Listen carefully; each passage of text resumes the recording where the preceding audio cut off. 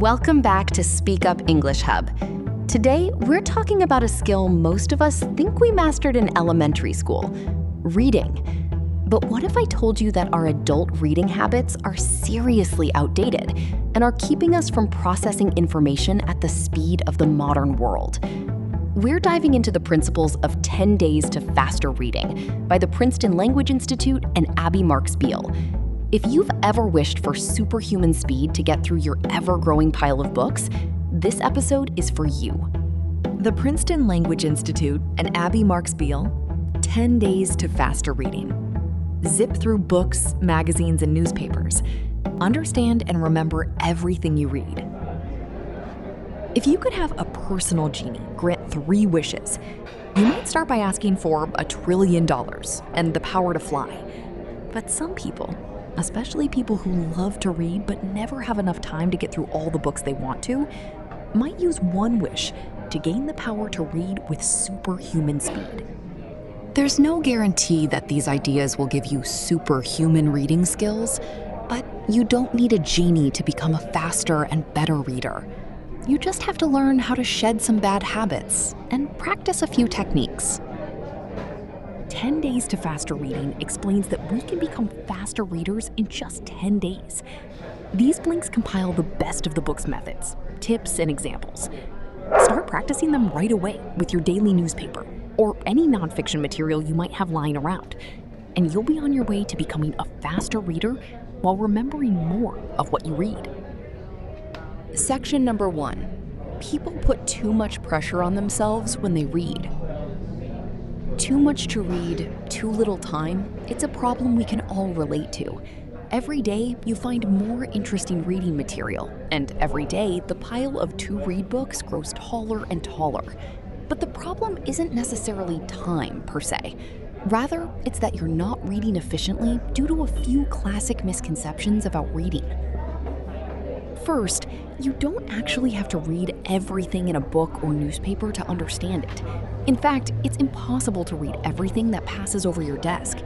Instead, you should get in the habit of selecting and prioritizing what's actually important. We'll come back to that point later, but as you'll see, it's quite easy once you know how to preview the material and efficiently determine the parts that actually interest you.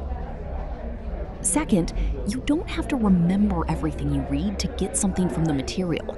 We develop this misconception about reading in school when we're under pressure to remember everything we read in our textbooks because we'll be tested on the material.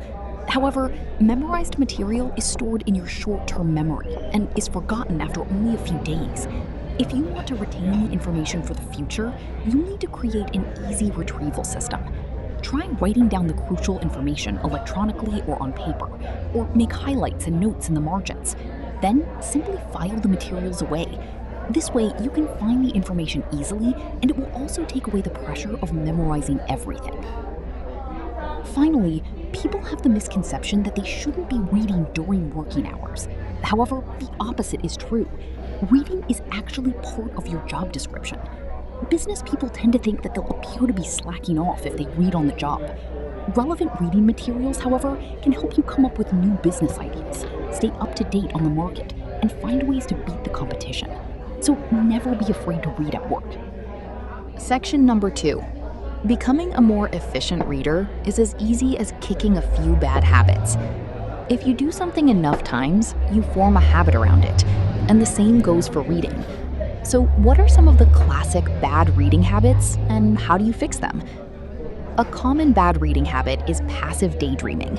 While we read, we're thinking about a million other topics, none of which are related to what we're actually reading.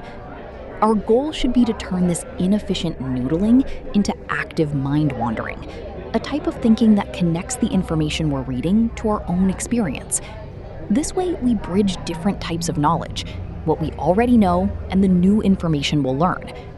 Making the switch is as easy as steering your thoughts in the right direction. For example, imagine that you're reading an article about Italian art. Allow your mind to wander to your trip to Italy last year. That connection works as a kind of brain glue to which you can easily stick new information. Another inefficient habit is regression. That is, rereading what you've just read. To avoid regression, try covering the text you've just read with a business card, leaving just enough space for the line you're reading. Regression is often little more than wasted time, but if you really don't get the author's meaning or come across a word you don't understand, it's indeed worth going back over the material. Finally, lots of people subvocalize as they read, mouthing along to the words they read or mentally whispering the text. Normally, the brain can process up to 400 words per minute, but when we read at talking speed, we only read about 150 words per minute. So if you simply stop subvocalizing, you'll be able to process more than twice as many words per minute. When you want to read for speed and stop subvocalizing, focus on the key words and skip over the rest. Another strategy is to mumble, hum, or chew gum while reading. These noises, rhythms, will speed you up. Section number 3. You can read faster by taking shortcuts. So now you know the bad habits, but how can you become a faster, more efficient reader? Start by following these 3 simple steps. First, have a clear purpose in mind and a sense of responsibility for what you read. This will help both with organization and concentration. Choose what to read and what to skip over by asking yourself, why am I reading this? For example, if you want to improve your knowledge in a particular area or keep up to date with world affairs, then you can throw away the professional journals from 2 years ago.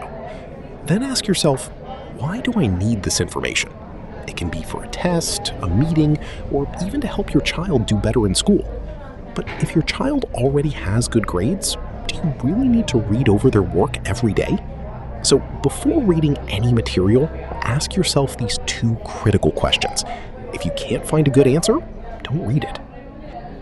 Second, preview all nonfiction material before actually starting to read in order to get an idea of what it's about, as well as which parts will be relevant and interesting to you. Begin by reading first the first few introductory paragraphs to get an idea of where the intro is heading. Next, read the subheadings, titles, and subtitles that are usually larger and bolded. Finally, read the first sentence of each paragraph in order to get a better idea of what each section is about. Previewing provides you with background information, and thus helps you read and comprehend the text faster while reducing the tendency to reread. Once you have the background information, you don't need to constantly reread to ensure you understood it correctly. Previewing alone will give you a big portion, 40% in fact, of the material's key information. The rest is just elaboration, explanation, or fluff. Section number 4. To speed up your reading, try only reading the key words. The third step in becoming an efficient reader is learning how to actually read faster. For most of us, reading training ended in elementary school, so our reading methods are quite outdated. These next tips will provide you with new reading strategies that you can try out for yourself. Try them all and see which ones work best for you. The first technique involves focusing only on important words and skipping over the rest. When we read, our eyes tend to jump around in stops and starts instead of a smooth flow. Getting into a better flow is as simple as finding key words, which are the most important words in a sentence. Typically, they are longer than 3 letters and carry meaning. For example, try reading only the words emphasized in the next sentence. The task is defined by a series of steps and elements. See? You don't need to read the whole sentence to figure out the meaning, so just read the important words instead. Another strategy is to stop your eyes on thought groups instead of separate words. Imagine phrases as being separated by slashes. By looking for thought groups, you force your eyes to move forward faster while maintaining good comprehension. Comprehending the whole phrase at each stop will require you to use your peripheral vision. You can train your peripheral vision in a number of ways, such as by quickly glancing at phrases and trying to repeat them. Or if you're in a traffic jam, you can quickly glance at the license plate of the car in front of you and try repeating it aloud. Don't be surprised if your eyes feel strained as you practice these strategies. They're just getting used to a new rhythm. The more you exercise your eye muscles, the better. Section number 5. Other techniques you should try are reading between the lines and indenting. Here are a few more great tricks to becoming a better reader. One way to overcome the habit of subvocalizing is to focus on the white space just above each line. This way, you can still see the top half of the letters and can thus easily understand them without becoming fixated on the words themselves. The idea here is to move through the words without getting stuck on any. You can do this more effectively if you aren't looking directly at the words themselves. Another strategy, called the Indenting Method, involves using your peripheral vision. Instead of placing your eyes at the beginning of each line, try aiming them half an inch inside the left margin, and then stop reading half an inch before the right margin. You'll still be able to see the beginning and the end of the line using your peripheral vision. By not focusing on all the words, you reduce the number of potential starts and stops that occur while glancing over the lines. If your eyes are stopping 7 or 8 times per line, and you can cut it down by only 1 stop, your overall speed can increase by more than 10%. This might feel unnatural for some. To help you get used to starting a line after it actually begins on the page, draw vertical lines about half an inch inside both margins. This way, you know exactly where to start and stop your eye movement.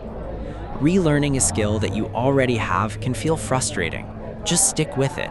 It's natural sometimes to get worse before you get better, and the rewards are definitely worth the frustration. Section number 6. Use your hand or a pen to lead your eyes and create fast reading habits. When we learned to read as children, we always used a finger or another object to pace our reading and better understand the words. Why should we stop training that skill once we know how to read? We shouldn't, and in fact, it can be very helpful. Eyes naturally follow movement. For example, when there's a fly in the room, your eyes notice it immediately. Likewise, pointing and moving your fingers can be used to guide your eyes more quickly through a text. Simply place your finger to the left or to the right of a line, and as you read across the line, move your finger slowly yet steadily down toward the bottom of the page. When reading narrow columns like the kind found in newspapers, you can place your index finger in the center of a paragraph, just under the line you're reading. Move it either straight down or in the shape of a snake as you read across a line, in order to guide your eyes. Next, cover the text you've already read in order to avoid regression. One way to do this is by using the business card method. Another requires only using your hand. Make a fist with your left hand and stick your thumb out to the side. Then, just place your hand horizontally or vertically over the text you have just read. Just like the business card method you learned earlier, covering the text you've already read prevents you from rereading. These methods might be uncomfortable or even embarrassing, but they also help you develop fast reading habits. Just like training wheels, you can let them go once you no longer need them. Thanks for listening to our blanks to 10 Days to Faster Reading by the Princeton Language Institute and Abby Marks Beal.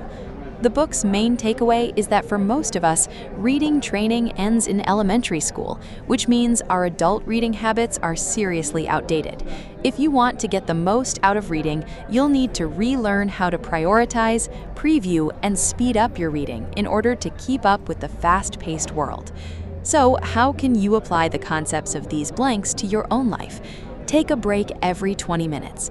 Research shows that while reading, people can only concentrate effectively for about 20 minutes at a time, so don't overdo it. Give yourself a 5-minute break every 20 to 30 minutes so your brain and eyes can rest, and don't read for more than an hour before taking your break.